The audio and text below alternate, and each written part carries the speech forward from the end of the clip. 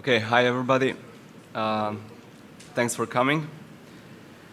So, it is said that every DDoS presentation starts with the first slide, what is DDoS? I'm trying to maybe make things a bit differently. When you speak with people outside of the security network industry, generally you get a few different opinions when you mention them DDoS attacks.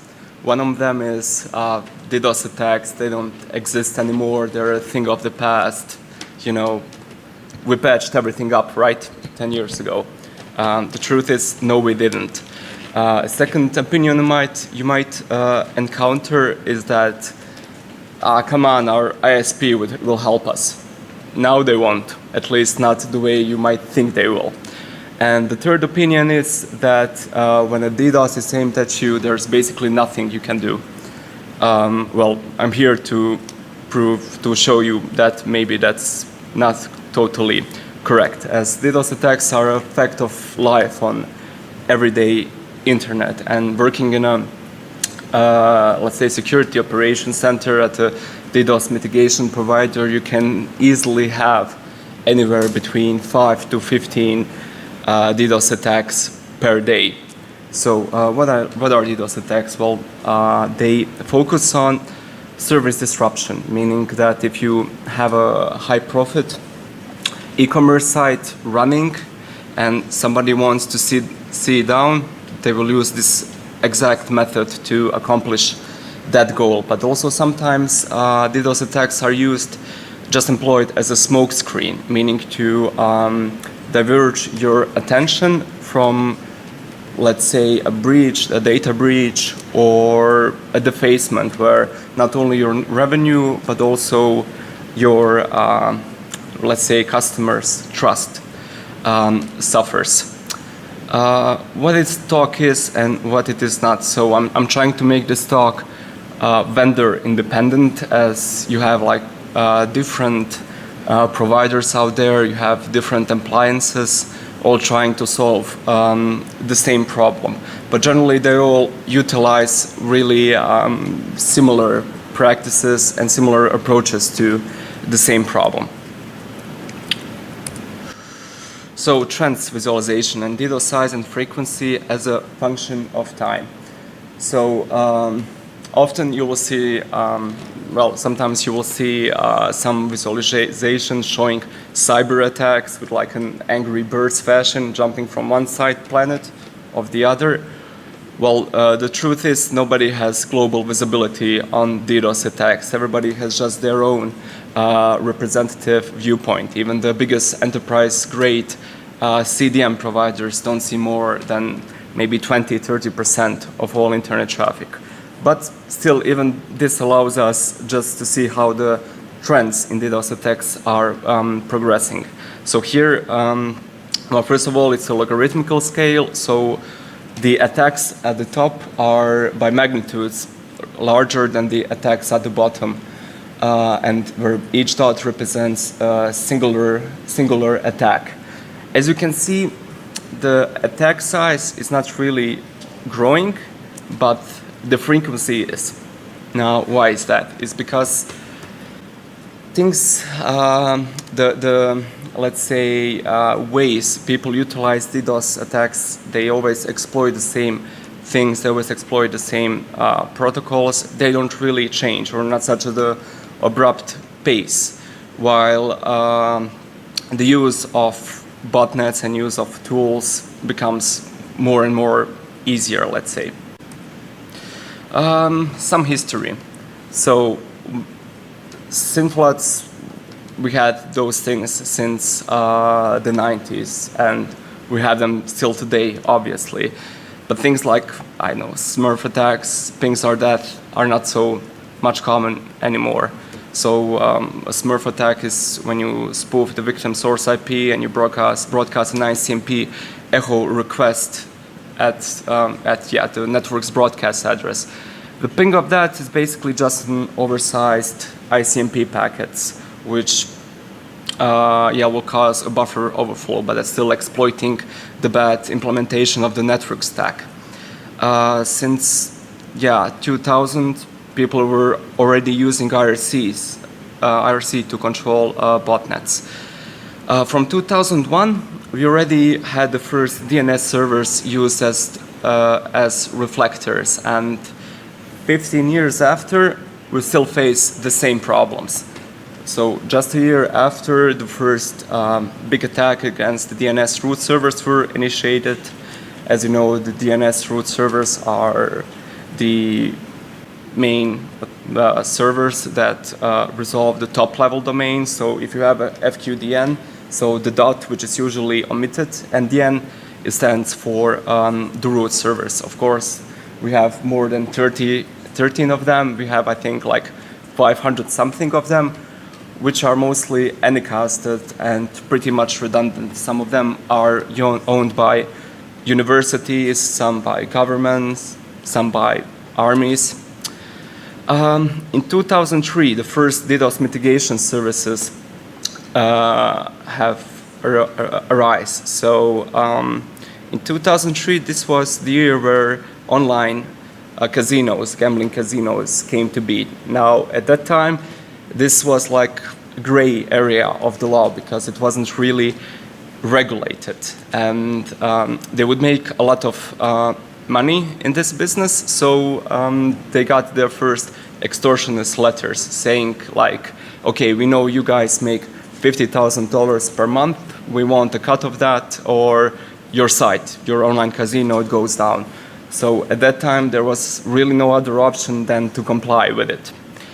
But after some time, these online casinos, they got together, hired this guy named Barrett Leon to put the first DDoS mitigation service in place, which led to the imprisonment of the main organizers behind it. In 2012, Operation Abubble, it's not so really, let's say, significant in terms of technology, or it wasn't revolutionary, but I think it's important because it was a big operation, big DDoS attacks, a series of DDoS attacks aimed against big financial institutions in the United States. So that year gave the DDoS service mitigation industry a big boom. You can see here how the attack size is progressing. So in 2005, it was just 8 gigabits. 2014, 400 gigabits. 2015, the DD4BC and the Great Canyon of China. So I guess everybody knows about the Great Firewall of China. Well, the Great Canyon of China is a different mechanism with which they intercept traffic aimed at Baidu and insert it with a malicious JavaScript causing DDoS, specifically this time against GreatFire.org and GitHub, which were providing tools to circumvent the China's firewall. Yeah. Motivations. So we got a range of them. So revenge. So it happened one time, let's say there was this big company and this small company. And this small company, they stole the proprietary software of this big company. And they started making their own software. Now the big company, they couldn't really sue them because they were outside of their range of the law. So what did the big company do? They sponsored DDoS attacks lasting for, I think, a bit over a year, like continuous DDoS attacks against a small company. Blackmail, extortion, that's pretty, well known. Hacktivism also is the equivalent of, the technology equivalent of spraying graffiti on your government buildings, I guess. Business feud, I don't like your business, I want to see you down. It's not so uncommon, especially in specific industries where the competitors, they use these tactics. And also, leveling up. Does anybody have an idea what that one means? Yeah. Also, Sony, it's a specific case, but I was aiming more for PvP. So, like in online multiplayer games, you have like player versus player combat, where the guy who wins, he gets some XP, some items, and the guy who loses, yeah, he loses XP and blah, blah, blah. So what do? If they see that they're on the losing side, they just launch a DDoS attack against the server they both are connected to, which results in like dropping all the connected players, all the sessions, so they get to live to fight another day. Groups. Well, everybody knows this first one. Hacktivism-oriented, mostly. Lizard Squad, they were big like against DDoS attacks in the gaming industry. DD4BC, they're interesting because I like their name. It's pretty descriptive. It's basically DDoS for Bitcoin.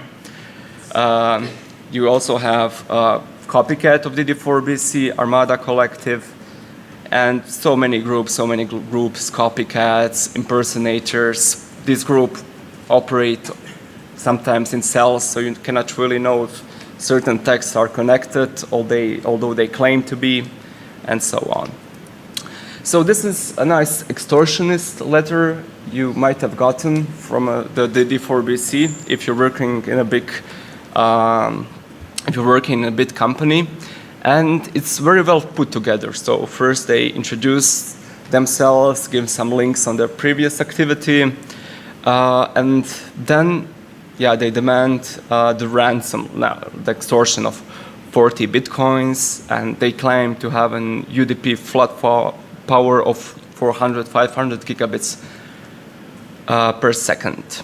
And it's very well written because even if you have never used Bitcoin in your life, just with this email, you would be able to make a payment.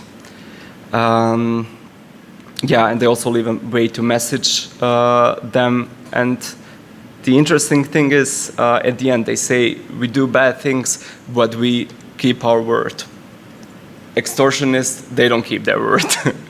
So if you're, I don't know, a big top management guy at a big company, you might do you might have several different approaches to this. You might decide, okay, I'll just pay them off. This is like nothing for me. It's peanuts. Some of them pay them off, but still hire a DDoS mitigation service. So, yeah. Mechanisms. Why are DDoS attacks possible? Well, the truth is, for a variety of reasons, there isn't one correct answer to do it. But to try to put it into one sentence is just because of the way the internet was gradually built. Because we rely on 80s technology, which were never meant to be deployed in such a way, use such a scale with several bad implementational ideas. So basically, yeah, if all the big heads got to do together, get to rewrite all of this during the night and reboot the internet, probably DDoS service providers would be out of their business, but no way that that's going to happen. When it comes to DDoS attacks, we need to differentiate volumetric attacks versus resources starvation attacks, and infrastructure versus application attacks. So infrastructure attacks, they're like layer 3 and 4. Application attacks are obviously layer 7. Volumetric attack is attacks just aimed at using huge amount of bandwidth. So for instance, if you're, I don't know, if you have your data center, it's multi-homed, you have your firewall, your IDS, your DDoS appliance, you think you're pretty much prepared for anything, but then suddenly a 200 gigabits per second DDoS attack comes your way, causes huge saturation. Your provider just null routes you because they don't want to route all this dirty traffic to you, and you're just there lying like a dead fish. Resources starvation attacks, they aim more at starving your infrastructure out of its resources. For instance, if you have, I don't know, a load balancer capable of doing 10,000 concurrent connections, and yeah, a huge layer 7 flood comes and just takes all your resources, legitimate users cannot connect. So it's basically a bit of a game who's got the bigger guns. It's very easy for an attacker to get more bandwidth than you have. Also, one important thing is bits per second versus packets per second. Usually when it comes to, like, let's say one of these mega attacks, which are classified as attacks of like 100 gigabits or more, everybody just mentions the gigabits, but packets per second are also an important metric here. Why? Because doing stateful analysis, doing packet switching, it takes a lot of resources. It takes a lot of CPU power. Now the network gear, the appliances you have, they all have a packet per second limit that they can inspect, that they can route and everything. I've seen appliances which had their CPU burn out when the PPS limit was hit. Stealth creeper attacks, so they can't be DDoS, but they do not have to be, and they are much harder to detect. These are things like slow loris or slow post attacks. Like slow loris is just when the attacker sends an HTTP request, just one header at a time, and there is a delay of like 10, 20, 30 seconds between each header, keeping the connection open, utilizing your connection pool. That's it. Slow post works in a similar way, just utilizing the post method and with a pretty huge content length header. And then when it comes to sending the body, it just sends like 1 byte at a time. So getting the same effect. So how do these guys do this? Well, obviously they cannot like legally obtain such huge amount of bandwidth. They cannot go just to their ESP and asking, yeah, I need a higher, bigger uplink. Why? Because reasons. So they're utilizing botnets or DDoS for hire services, which are freely available. You can find a lot of them. Some of them have an hourly rate. Some of them have a rate per 15 minutes. Some of them have like fancy drop-down boxes where you can select your type of attack which you want to launch. One interesting thing about botnets is that in the last time, Linux botnets are becoming more and more widely seen. Why is that? Well, things like the XOR botnet, things like the I think it's called Bill Gates botnet. It's basically utilizing, they're just searching for Linux servers that have SSH open on the standard port without any access control, utilizing weak passwords with root login enabled. So just via brute force, they get access to it. They make curl pipe SH and they download an elf malware, and then they can do pretty much everything. Infrastructure DDoS. So the first 5, there are basically flags in the TCP header, which you can turn off and on, which are pretty normal in any TCP communication, but sometimes you just see them coming used in attacks, different combinations of it, and they're generally referred to as out-of-state floods. Why out-of-state floods? Because they're not part of any established TCP connection. So no TCP handshake has been made, so they just get dropped. There's also what is called the Xmas attack, like Christmas, because all of the flags in the TCP header are turned on, so it looks like a Christmas tree. And also TCP anomaly, which is basically a badly crafted TCP packet with, I don't know, they can have some TCP options in the payload because they're, badly crafted.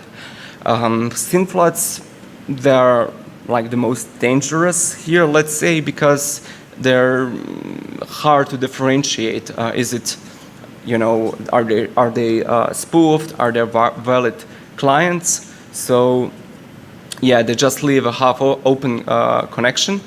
And if you haven't tweaked your, I don't know, TCP backlog, if you haven't decreased your timeout, TCP timeouts to reasonable value, well, it's not going to turn out good to you. Jargon, yeah, this is, I think, the most useless protocol I know. Maybe it was used to debugging purposes later. If somebody knows any valid use of jargon, please let me know. It runs on port 19, and when you connect to it, you just get a random stream of characters. DNS, we're going to talk about that later. ICMP is also there, although ICMP often is not used as a direct attack vector.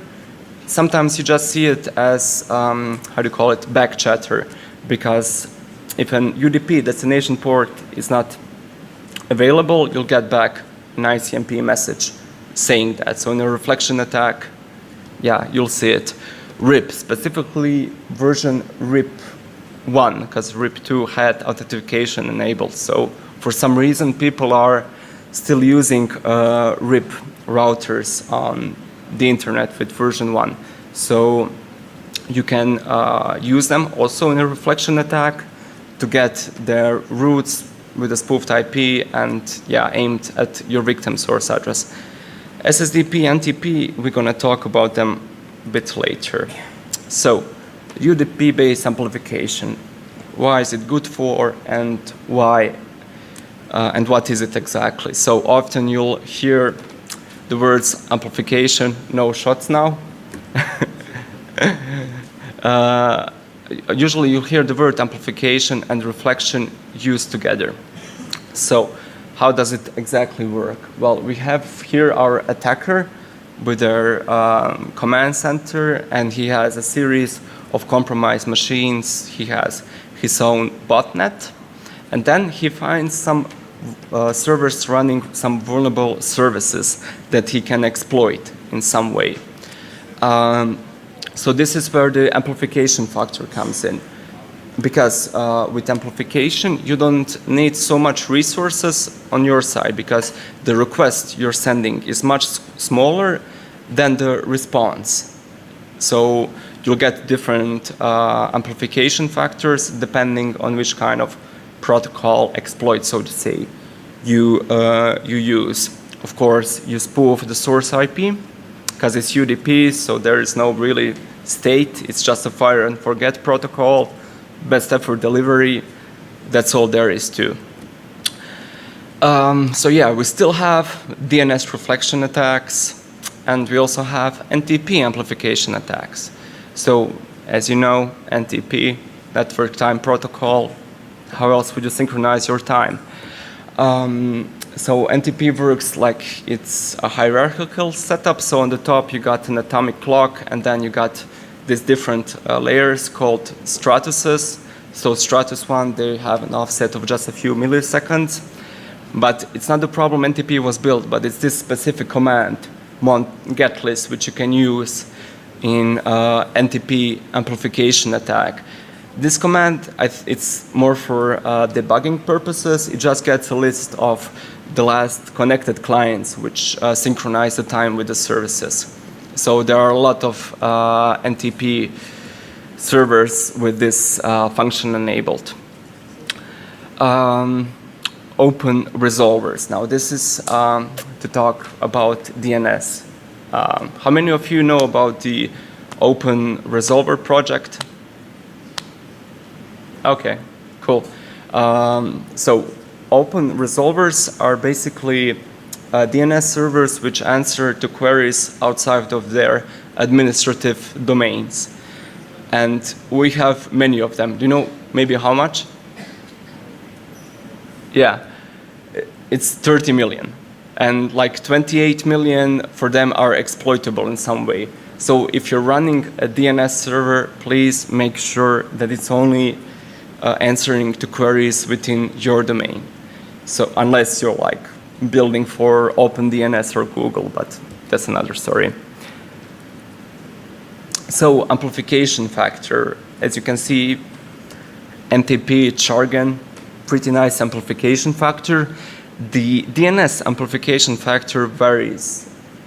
Why is that? Well, because it varies on the query you are using, because DNS has different record types used for different things. So for instance, there is this any query which return all of the record types, which is really bad and should be disabled.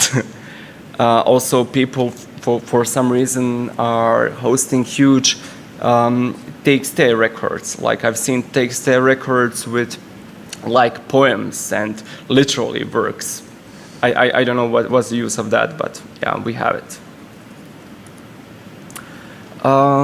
Yeah, this is example querying for NTP server with this command enabled and a small code how to utilize that to your own purposes. SSDP Flood. Now, SSDP Flood is a relatively new attack vector, although we had this SSDP protocol for some time now. SSDP is one of them plug-and-play protocols, and a lot of like printers, web cameras, routers have this protocol, and it's quite useful. It allows for automatic device discovery, but the problem is when the same device has a public routable IP, then you can make it, then you can use it to make a reflection attack, resulting in this payload. So it's interesting because we had, I think, SSDP since maybe 99, 2000, 2001, but it took like 13, 14 years, I think, until somebody has thought of to exploit it. So if you have a router at home and it supports SSDP, chances are you were taking part unwillingly in a DDoS attack.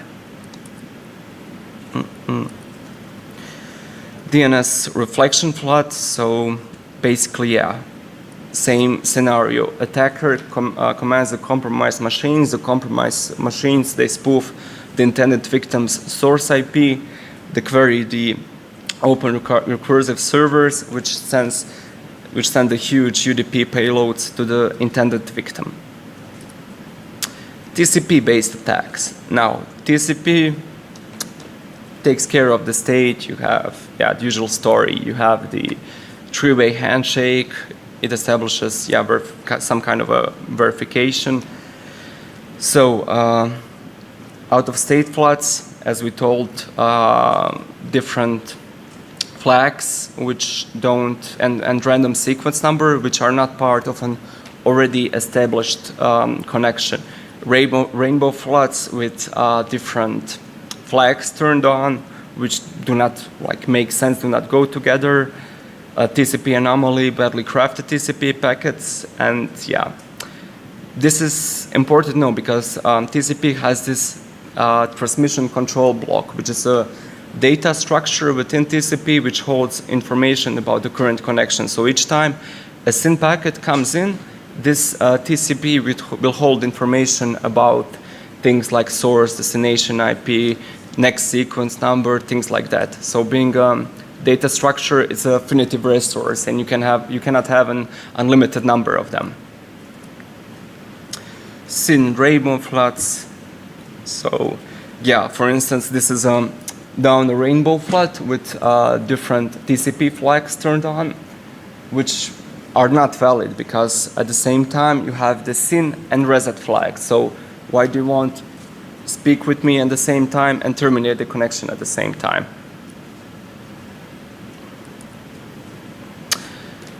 Application layer attacks. Now, as we told, these are layer 7 attacks, and they can be a variety of things. So what makes for a good layer 7 attack?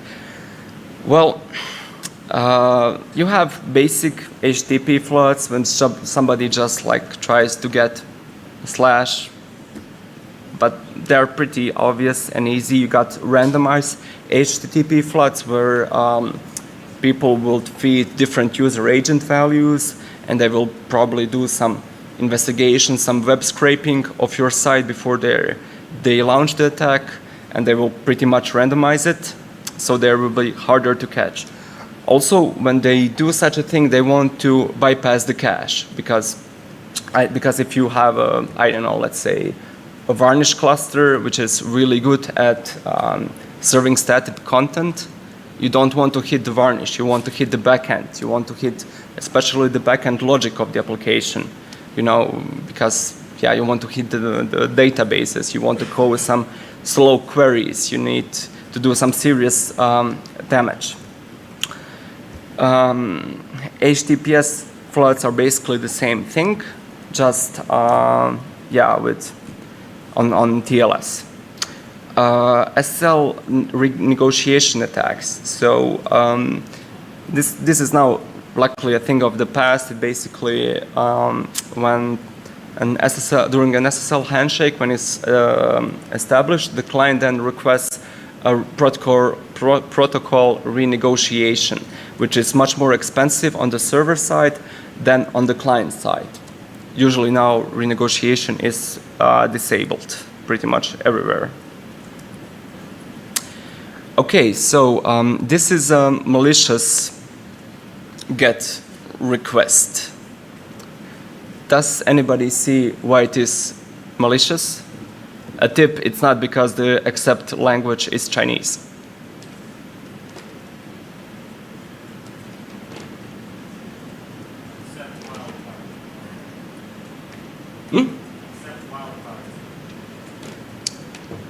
Nope, that, but why? Is the wildcard invalid? Nope, nope, not that. So there are different things. First thing that are interesting is, well, Pragma and cache control headers. So they're like really using legacy cache headers, everything, because they really want hard to bypass cache. But this is not an indication of a malicious request. A true indication of a malicious request is that, yeah, by specification, there needs to be a space between the key value pair. So between the header name and the value. And here on the host header, you don't have a space. It's just everything written together. And the same thing with connection keep alive and cache control. The C is spelled lowercase. So this is indicative of a automatized attack, because the people who make this kind of attacks, they don't make a huge effort to implement all aspects of every RFC there is. So it's just like small things like this that are that giveaway. Detection, how to do proper detection. Well, first you need to know your RFCs, so you need to know what's valid, what's not, what's written, you know, in like a good specification, what's not. Also false positive versus false negative. Now a mitigation, and it's not really an exact science. Sometimes you will over mitigate because some legitimate client was caught in the rule you wrote, or you're under mitigate and something goes under the radar. Another thing to use is anomaly detection, basically delta calculation, when you just profile the client's traffic and over a series of a few weeks. And then with this engine, you decide, you tell it's like over a period of 15 minutes, more than 20% packet per second variation is not accepted. So when these thresholds are reached, you'll get a notification, and then you go and manually check these things out. Of course, you can also use ready appliances, which have their own detection mechanisms in it. So you just plug it in inline, they analyze the traffic, and they just warn you, detect if something might be happening, if something is wrong. Graphs are really useful, super useful, because graphs are often a dead giveaway, especially in volumetric attacks, when you just see things like this.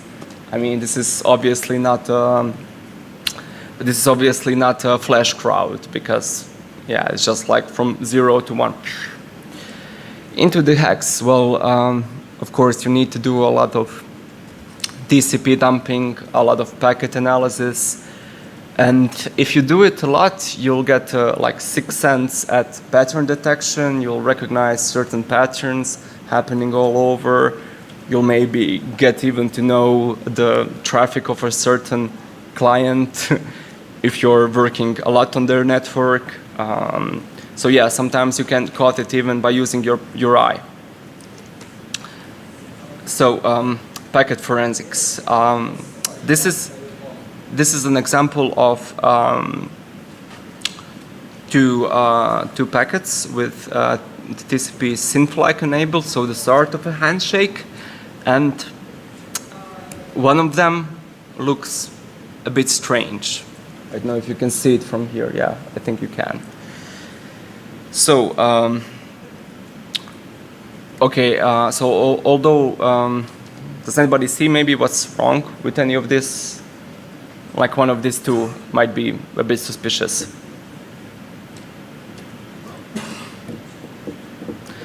So it's really strange for SYN packet to carry a payload. Although it's not against RFC, and there is this like thing like called TCP fast open, which is still like experimental, and it's not in use. You know, it's not a direct indication that it's malicious, but yeah, I would definitely watch out for it. Mitigation techniques. So we got here a wide variety of different mitigation techniques. Some of them are so obvious as rate limiting, meaning from a single source IP, I don't want to see more than 100 concurrent connections or more than, I don't know, 10 new connections per second. ACLs help. You always try to block the malicious traffic upstream, always, so it doesn't influence the rest of your infrastructure. So you can use just your edge routers control list where you can match on specific ranges or on different combination of TCP flags. Black holing is the thing ISPs do. Yeah. Source-based null routing is basically the same thing, just based on the source address. Stateful inspection devices, which are basically the appliances that do stateful inspection and signature matching. SYN cookies. Now, what are SYN cookies?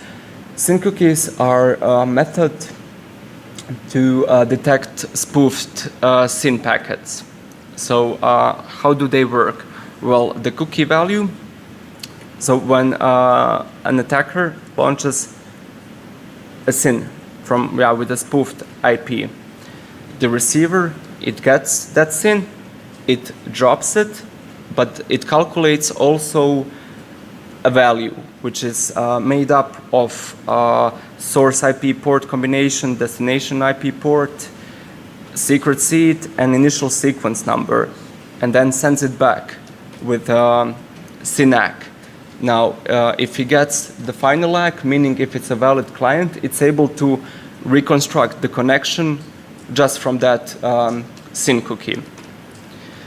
Header order for layer 7 floods, they're also sometimes a giveaway because some of these devices, these attacks utilize a specific header order. So you can, I don't know, use things maybe like, I don't know, snort or something just to match the header order. DNS truncated bit, it's a method against protecting from spoofed DNS floods, because by this you indicate that you don't want to talk via UDP. You're only interested to talk via TCP, because DNS primarily works via UDP, but there are some things like zone transfers which require TCP because you kind of want zone transfers to be reliable. And network ingress filtering, which is, I think, everybody running any network should implement. It's a way of verifying that the originating packets fit to your network. So meaning that you're serving from that network. It's basically a good neighbor policy because you're not benefiting yourself by implementing that, but yeah, it's a good thing and everybody should have it.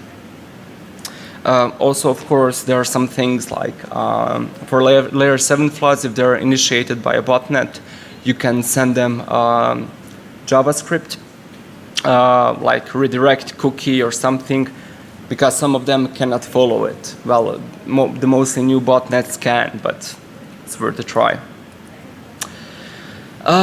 Different solutions when it comes to mitigation. Of course, you have on-premise devices, you have cloud, and you have hybrid solutions.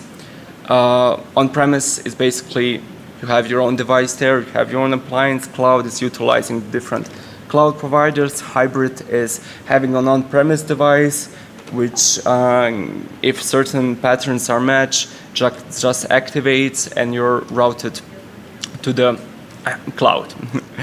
Yeah, often with the cloud, there is different ways to implement it. So you can put your services behind the CDN. So CDN, it's like every host is made like a bastion host. So they utilized Anycast, or they do some DNS magic where your site will always resolve to the like a nearest server, nearest edge server to your original client location. I'm running out of time. I need to speed things up a bit. And cloud DDoS solutions. Well, so as I said, you can put your site behind a CDN, but you can also utilize a GRE tunnel to announce your prefixes over a cloud DDoS solution, where they become effectively your ISP, and all traffic needs to go through them before it reaches your destination.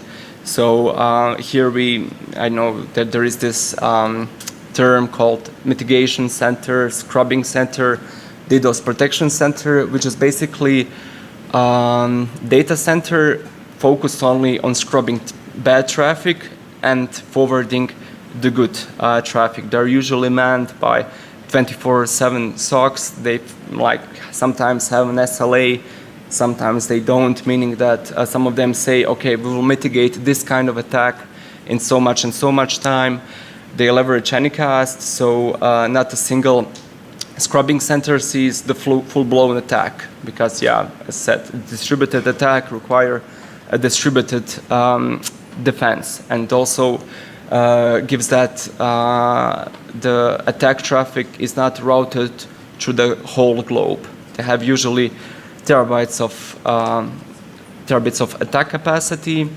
They also feature some kind of threat intelligence, so they might know sometimes that an attack is going to happen before it actually does. They also do zero-day stuff, and yeah, that's it. And woohoo. Okay. So guys, I'm up for any questions now. Thank you for listening. Yep. Oh, yeah, sorry, you have to...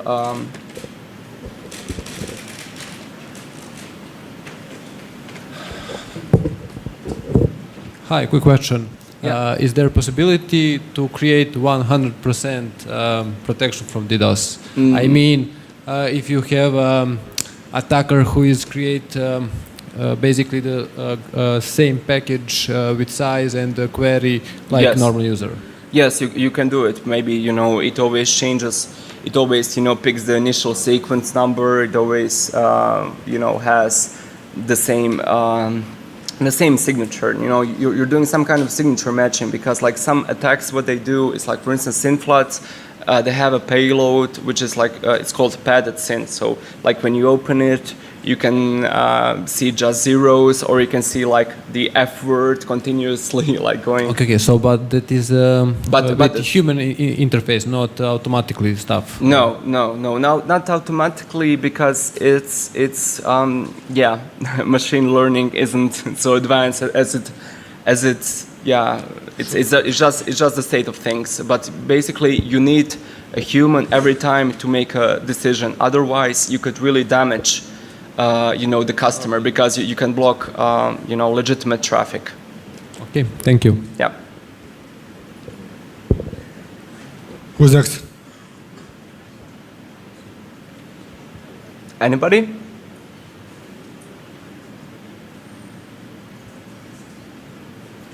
How are you? Good so far.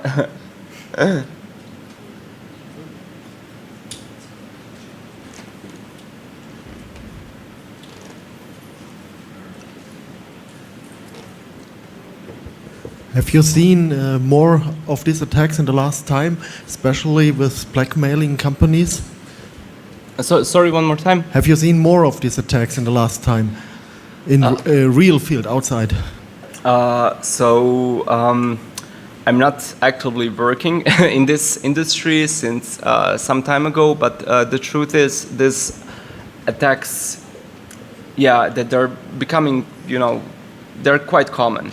So it's every time, for instance, especially in, like gambling industries, things like that. It's a totally, legit way of doing business by just knocking your competitor totally off. So yeah, it is pretty much common still. I don't see it going away anytime soon. Okay, thank you. So guys, thanks for listening. If you have any other question, I'll be hovering around here somewhere. Thank you.